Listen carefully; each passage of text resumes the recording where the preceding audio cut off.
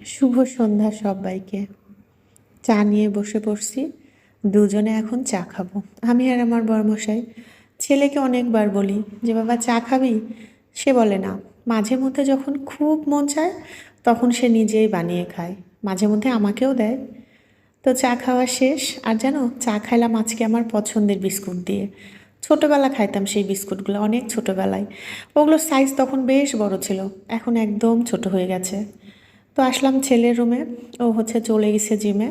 তো ঘরটা একদম ফাঁকা, আর যখন যেন কেউ বাড়িতে না থাকে তখন কিন্তু আমি কাজ করে খুবই শান্তি পাই।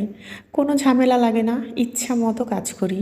কিন্তু বাড়িতে যখন থাকে তখন না ইচ্ছা মতো কাজ করা যায় না, মানে আমার কেন জানি বিরক্ত লাগে, মনে হয় আমার মন মতোই হয় না।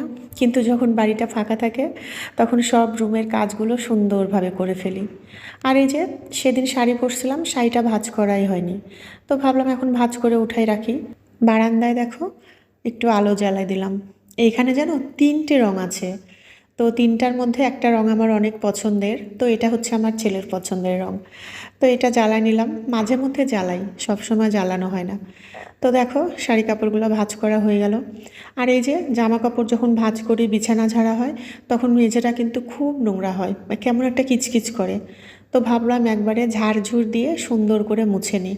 এখন যেহেতু বাড়িতে কেউ নাই, এখন ঝামেলা করারও কেউ নাই, তো সুন্দর করে ঝাড়ঝুড় দিয়ে সুন্দর করে মুছে টুছে পরিষ্কার করে নেব, নিলেই আমার একদম কাজ বাজ কমপ্লিট।